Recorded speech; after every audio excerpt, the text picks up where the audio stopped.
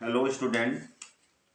आज मैं आपको इससे बेसिक ग्रामर के कड़ी में आज पार्ट ऑफ प्रेडिकेट के बारे में समझाने जा रहा हूँ। कल तक मैंने आप पार्ट ऑफ सब्जेक्ट बताया था।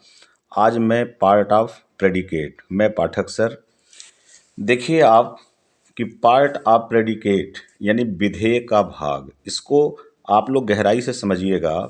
जिस प्रकार सब्जेक्ट के 3 भाग होते हैं, जैसे मुख्य 2 भाग होते हैं क्वालिफायर और हेड वर्ड, और क्वालिफायर में 3 खंड हो जाते हैं, वैसे ही प्रेडिकेट में भी मुख्य 3 भाग होते हैं।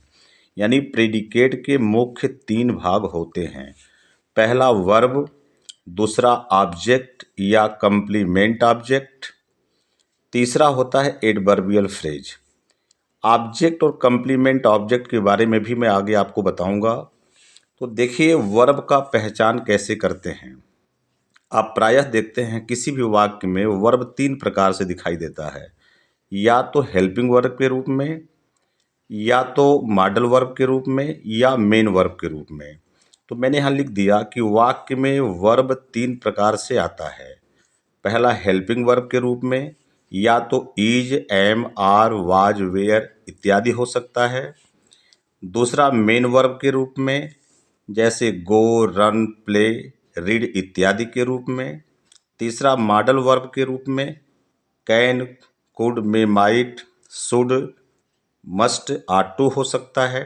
माने इनमें से कोई भी अगर वर्ब दिखाई देगा तो वहीं से प्रेडिकेट पार्ट शुरू हो जाता है।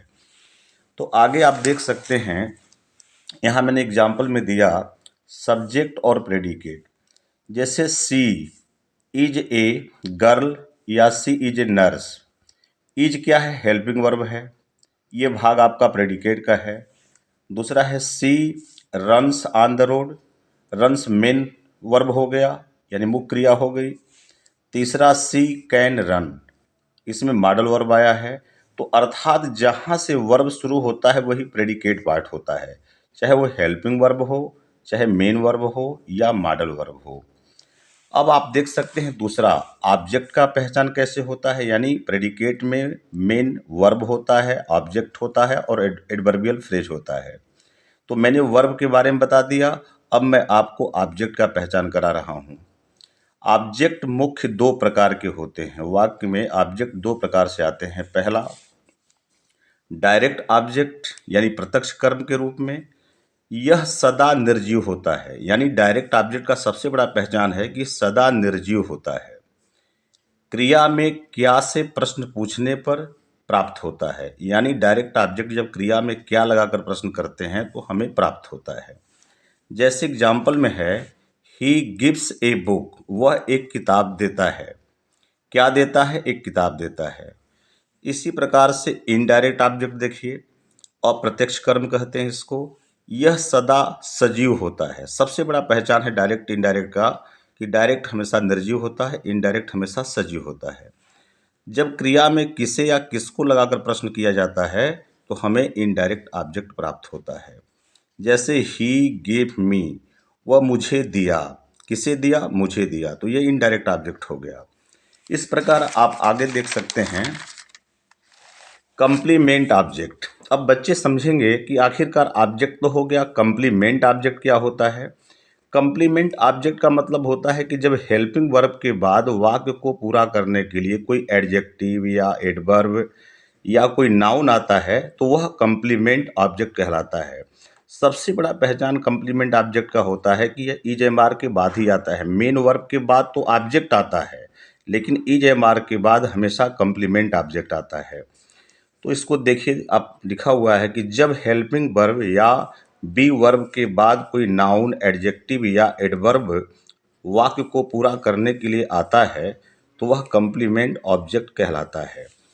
जैसे आप देख सकते हैं सी इज ए नर्स। यहाँ नर्स जो है एक नाउन है, इसको कंप्लीमेंट ऑब्जेक्ट कहेंगे।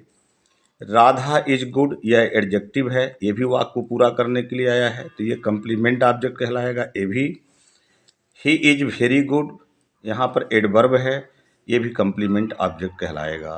तो गाइज आपको समझ में आ गया होगा कि किस प्रकार से कंप्लीमेंट देखा जाता है या पहचाना जाता है। आगे नोट में है कि हेल्पिंग वर्ब को 5 नामों से जाना जाता है। ये सबसे प्रमुख बात आती है, बहुत कम लोग इसको जानते हैं।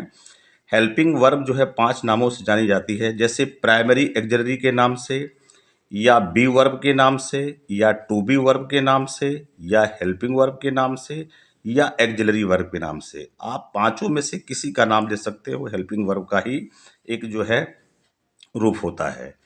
अब उसके बाद तीसरे नंबर पर क्या आता है प्रेडिकेट पार्ट में? Adverbial phrase. एडवर्बियल फ्रेज क्या होता है? पहचान में, जब शब्दों का समूह वाक्य में एडवर्ब का कार्य करता है तो वह एडवर्बियल फ्रेज कहलाता है। वह एडवर्बियल फ्रेज कहलाता है।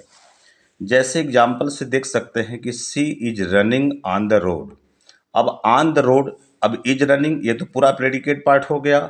इज रनिंग क्या है? ये हेल्पिंग वर्ब और मेन वर्ब हो गई। लेकिन ऑन द रोड जो वाक्यों का, शब्दों का जो समूह है, ये एडवर्बियल फ्रेज है। इसी प्रकार से she came in the room on time, समय से वो कमरे में आई, तो ये जो पार्ट दिख रहा है, यह समय का भी जो है बोधक हो गया। यह एडवर्बियल माने एडवर्बियल फ्रेज कहलाएगा। इस प्रकार आप जो है शब्दों के समूह को जो क्रिया की विशेषता बताते हैं, उनको एडवर्बियल फ्रेज ही कहा जाता है। अब आप देख सकते हैं प्रेडिकेट का पहचान हम कैसे करेंगे। जैसे ही gave me a radio at 4 o'clock। अब इसमें गेव वर्ब हो गया, मी इनडायरेक्ट ऑब्जेक्ट हो गया, ए रेडियो डायरेक्ट ऑब्जेक्ट हो गया, एट 4 o'clock जो है एडवर्बियल फ्रेज हो गया। तो मैं जितना पार्ट है प्रेडिकेट का मैं दिखाने का प्रयास किया हूँ कि gave me a radio at 4 o'clock, पूरा भाग जो है प्रेडिकेट का है और यह जो है सब्जेक्ट है। तो हम चूंकि यहाँ प्रेडिकेट का चर्चा कर रहे हैं तो प्रेडिकेट के बारे में बता रहे हैं। तो प्रेडिकेट में देखिए कि आपको 3 खंड मिल रहा है। एक वर्ब का हो गया, एक जो है ऑब्जेक्ट का हो गया, दूसरा एडवर्बियल फ्रेज का हो गया। इसी तरह से दिस इज ए टेबल। अब ए टेबल हेल्पिंग वर्ब के बाद एक नाउन आया हुआ है, इसलिए कंप्लीमेंट ऑब्जेक्ट हो जाएगा। तो गाइज आप समझ सकते हैं कि every sentence has 2 part. First is the subject, second is the predicate. Subject 3 भाग, मुख्य 2 भागों में बटा होता है, क्वालिफायर और हेड वर्ड में। क्वालिफायर बाद में जा करके वह जो है डिटरमिनर, एडजेक्टिव और एडजेक्टिवल फ्रेज में बढ़ जाता है। इस प्रकार जो है आपको सब्जेक्ट 4 दिखाई देते हैं, लेकिन मेन 2 ही होते हैं। और प्रेडिकेट में मुख्य 3 भाग दिखाई देता है, वर्ब, ऑब्जेक्ट या एडवर्बियल फ्रेज। तो इस प्रकार से आपको ये मैं पूरी बात बताने का प्रयास किया हूँ। इसको 2-4 बार आराम से पढ़ लीजिए। अगर आपको समझ में आता है कि नहीं, अच्छे से पढ़ाई हो रही है और हमको समझ में आ रहा है, तो आप इसको लाइक ज़रूर कीजिएगा। Thanks all of you, bye Pathak sir. Okay.